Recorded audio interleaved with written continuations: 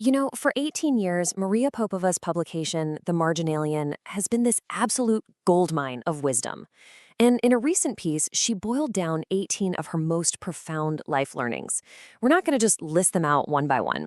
Instead, we've kind of grouped them into a few big themes that really build on each other, starting with the most foundational idea of them all. And that's it, right?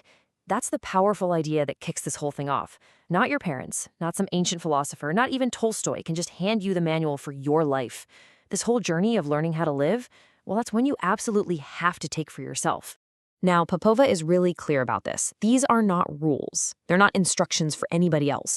Think of them as personal notes from her own journey that she's sharing so that maybe we can all feel a little less alone in this big shared human experience of just figuring it all out.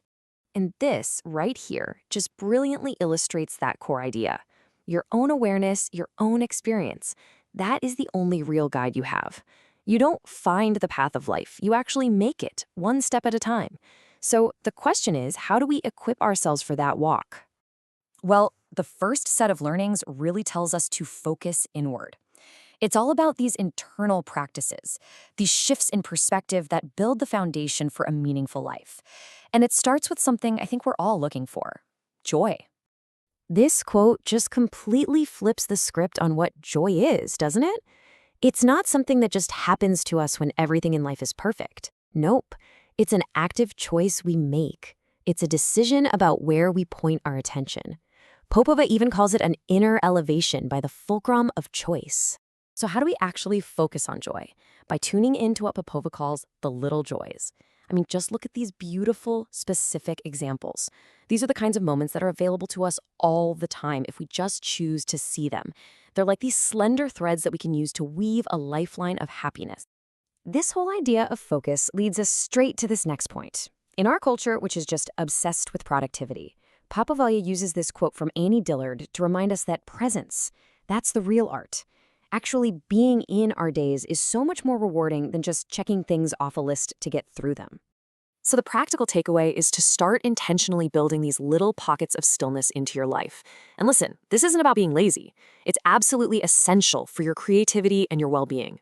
This is especially true for sleep. Popova argues that treating sleep deprivation like some kind of badge of honor is, frankly, a profound failure of self-respect.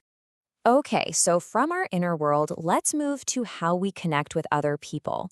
This next section is all about navigating our relationships with generosity, with vulnerability, and with the really transformative power of forgiveness. Wow, what a powerful metaphor, right? The people we love aren't just there for the sunny days. Popova's point is that a real deep connection means being willing to go down with them into the messy, vulnerable, difficult parts of who they are. And, just as important, letting them see ours. And here's the secret to making that journey survivable.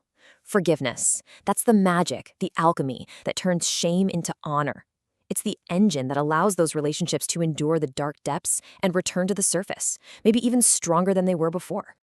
Popova offers what might be the most simple, powerful definition of character I've ever heard, and it's really a call to action. Try to find people who do these three things with generosity and strength, but more importantly, strive to become that kind of person yourself. So we've looked inward and we've looked at our closest relationships, but what about how we engage with the wider world? Well, Popova's answer is crystal clear: by actively choosing to build things up instead of tearing them down.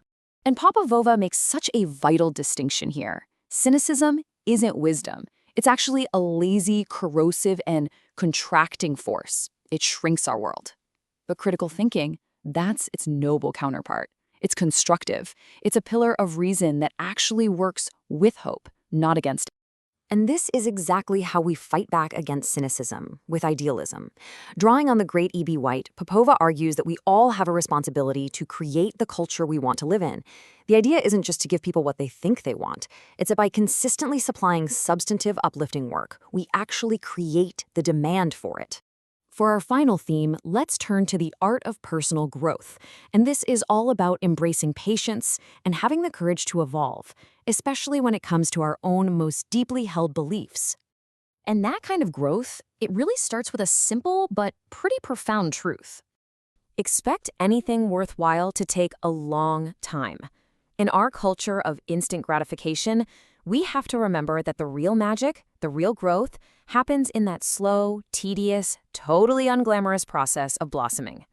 Anything that's truly worthwhile, whether it's a career or your character, it's going to take time. Now, this might be the most challenging idea for our modern world. We're sort of taught that not having a strong opinion is a weakness, a social failure.